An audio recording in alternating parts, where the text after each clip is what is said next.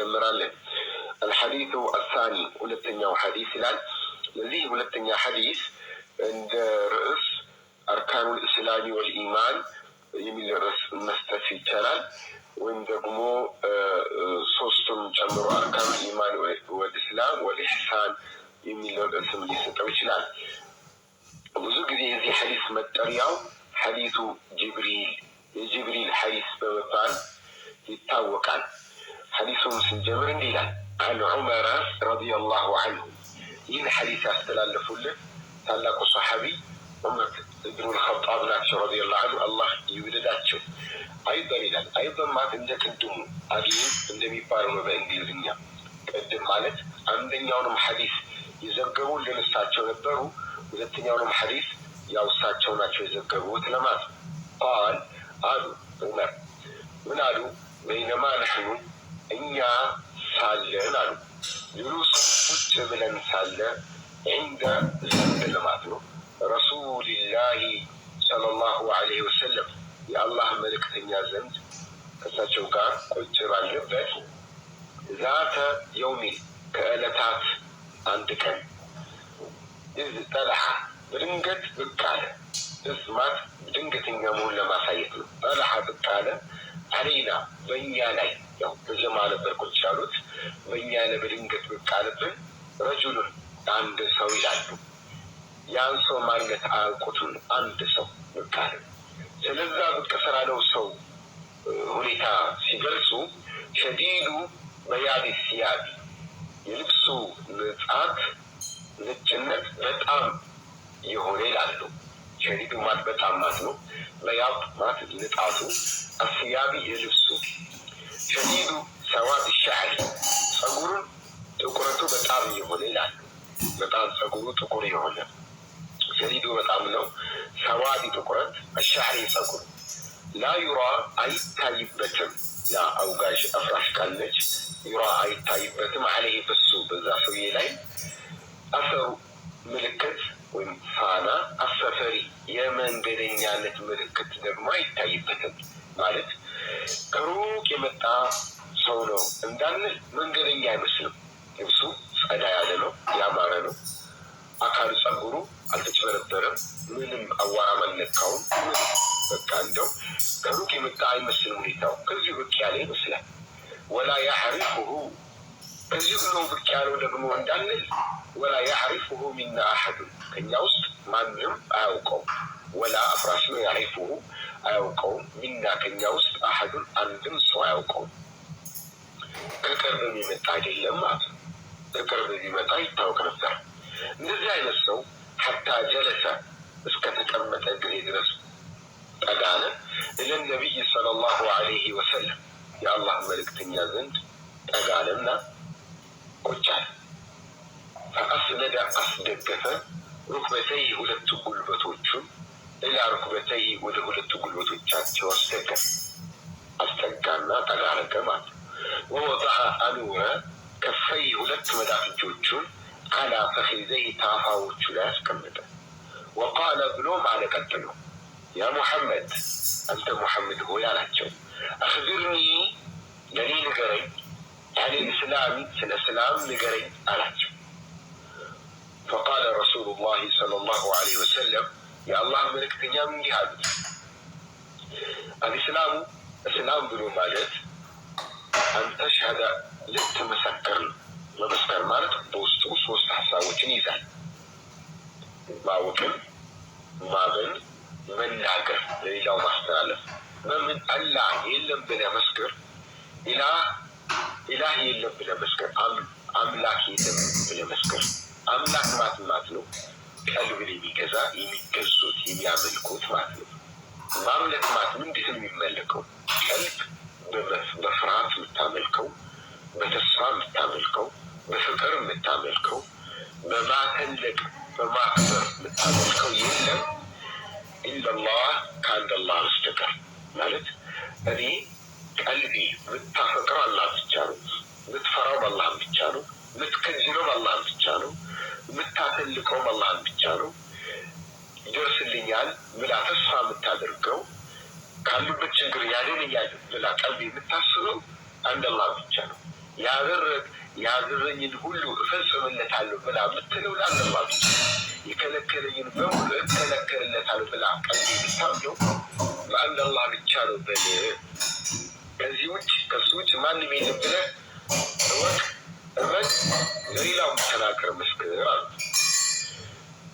አሁን ወአነ ሙሐመድ ደግሞ ይላቸው ራሳቸው ነው ረሱሉላህ ለአላህ ስብሓነሁ ወተዓላ መልእክተኛ ነው ብለህ መስክር። ልክ እንደ ቀደሙ ቃል የምስክር ቃል ነቢዩ ሙሐመድን ሰለላሁ ዐለይሂ ወሰለም አውቃቸዋለሁ፣ አላህ መልእክተኛ በመሆናቸው አምናለሁ፣ ለሌላው እናገራለሁ። መልእክተኛ ናቸው ስንል ደግሞ ከአላህ ወደ እኔ የተላኩ ናቸው። ከአላህ ወደ እኔ ሲላኩ ከአላህ ዘንድ ነው የመጣሁት የሚለው ሀሳብ ብቻ አይደለም፣ ያመጡትም ነገር አለ ነው። ይህን ህይወት የሚመራ ህይወቴን እንዴት መመራት እንዳለብኝ የህይወቴን መመሪያ ከአላህ ዘንድ ወደ እኔ ያመጡልኝ መልእክተኛ ናቸው አምናለሁ። ነቢዩ ሙሐመድ ሰለላሁ ዐለይሂ ወሰለም የሁሉም ዓለም ህዝብ ነብይ ናቸው። ባይበልጥ ግን በአንደኛነት የኔ መልእክት ወደ እኔ የተላኩ ናቸው፣ ለኔ ነው ብለን እያንዳንዳችን እንቀበልና በዚህ መልኩ ልንረዳው ይገባል። ህይወቴን በሙሉ በሳቸው ሂደት በሳቸው ባመጡልኝ መመሪያ ነው መምራት ያለብኝ። ይሄ መመሪያ ወቱቂመ ሶላተ፣ ከዚያም 5 ወቅት ሰላትን ቀጥ አድርገህ ስገድ። ጊዜውን ጠብቀህ አንዱ ሰላት ከሌላ ሰላት ጋር ሳታጠጋጋ መንገደኛ ካልሆንክ በስተቀር ወቅቱ እያንዳንዱ ሰላት በወቅቱ ጠብቀህ ትሰግድ። እንደ ገበሬው ጠቅጠቅ ማድረግ ሳይሆን በአግባቡ በትክክል አላህ እንዲቀበል አድርገህ ሸርጦቹን ቅድመ ሁኔታዎችን የተሟሉ የአሰጋገድ ስርዓቶች የተሟሉ በሙሉ ቀድሞ ወደ አላህ ተመልሰህ ልትሰግድ። ወተኡቲያ አዘካት፣ ዘካን ልትሰጥ ነው። ዘካ ማለት ከንብረት አንድ ሙስሊም ካለው ንብረት በግዴታ የሚሰጠው የሆነ ሰደቃ ነው። ይህ ዘካ የሚወጣባቸው ንብረቶች ውስን ናቸው። ከነዚያ ንብረቶች ደግሞ መጠናቸውን ውስን ነው። ይህ ያክል መጠን ከደረሱ ነው። የሚሰጠውን ያህል ውስን ነው። የሚሰጣቸውን ሰዎች ውስን ናቸው። የሚሰጥበትን ጊዜ ውስን ነው። ማለት ይህን ያክል ጊዜ ከደረሰ ተብሎ ማለት ነው። እንደ የንብረቱ ይለያያል። ጊዜ ሁኔታ መጠኑም ጭምር ሁሉ በገንዘብ በብርና በወርቅ ሲሆን፣ በእንስሳዎች በከብት ሲሆን፣ በእህል ሲሆን፣ በማዕድን ሲሆን እንደየ ሁኔታው ይለያያል። በኪታቡ ዘካት ፍቅህ ላይ በሰፊው የተጠቀሰ ነው። ወተሱመ ረመዳን፣ የረመዳንን ወር ልትጾም ነው። ረመዳን ማለት በእስላማዊ አቆጣጠር ከ12 ወሮች ውስጥ አንደኛው ወር ረመዳን ይባላል። 9ኛው ወር ነው። ያን ወር ልትጾም ነው። ጾም ዋጅብ ነው፣ ግዴታ ነው። ልትጾም ነው። ጾም ማለት ንጋቱ ሰው የስራ መግባቱ የሚገልጸው ንጋት ከነጋበት ጊዜ ጀምሮ ፀሐይ እስከትጠልቅ ድረስ ተቆጠብ ከተባልከው ነገር መቆጠብ አለብህ። ወተሑጀል በይተ፣ የአላህን ቤት አስበህ ቀስደህ ልትሄድ ነው። ሳውዲ አረቢያ ውስጥ ያለ መካ ከተማ ውስጥ ያለ የሐጅ ስነስርዓት ቦታ ነው። እዛ ቦታ ተግባራቶች አሉ፣ ንግግሮች አሉ፣ ጉዞዎችን ጭምር አሉ። እዛ ያን አምልኮ ነው፣ ዒባዳ ነው። አላህን ለማምለክ የምትሄደው በዚህ ውስጥ ትሄዳለህ። ያን ሐጅ የምትሄደው እንስተጣዕተ ከቻልክ ነው። ኢለይ ወደ እሱ ወደ ሐጁ ሰቢላ መንገዱን ከቻልክ ነው። መንገዱን ከቻልክ ማለት መንገዱን የምትጓዝበት ጤና ካለ ወደ መንገዱ የምትጓዝበት መንገዱ ላይ ሰላም ከሆነ ነፃነት ካለ መንገዱን ተጉዘህ ሐጁን ፈጽመህ እስክትመጣ ድረስ የግል ወጪህን መሸፈን የምትችልበት አቅም የገንዘብ አቅም ካለ በሰት እስክትመለስ ድረስ ለቤተሰቦች የምታስቀምጠው ወጪ ካለ መሄድ ግዴታ አለብህ ነው። ይህ ወጪ ገንዘብ መጠኑ ይህ ያክል ተብሎ አልተገደበም። እንደ ለሐረም ወይም ለመካ ቅርበትና ርቀት ይለያያል የሚያስፈልገው ወጪ። እንዲሁም እንደየግለሰቦች የቤተሰብ ኃላፊነት ብዛት የወጪ ሁኔታ ይለያያል። ዋናው ነገር ምንድን ነው? አሁን ባለበት ሰዓት እነዚህ ወጪዎችና እንደዚህ ሁኔታዎችን የተሟላልህ ከሆነ ማድረግ ግዴታ አለብን። ቃለ ብሎ ከነገሩት በኋላ ቃለ አለ ጠያቂ ማለት ሰደቅተን ልክ ነህ አላቸው። ፈዐጂብና ለሁ صحابة عمر رضي الله عنه إلى فعجبنا له إلا تدرب إلى كل صحابة ما تقرب له بس تقرب بنياكي يسأله عند العواقي يتيك الجوال ويصدقه عند عواقي دمو لكنه لا الجوال من أين يقرب يرى وكسو وليس مالنجي لكنه هيلا لكنه مالته عواقي اسمسلة متى يقول على عواقي اسمسلة عنده قدام إلى قال كتل بياته أخبرني نقري على جو عن الإيمان سنة أمنت سنة إيمان نقري أرجو أمنت مالت أما يمنت مالت نو بلو أيكاج قال أرد أن تؤمن بالله والله لن تامنه أرد الله سبحانه وتعالى بمنون من الله سبحانه وتعالى بمجينة تملاكي ومهنو إمن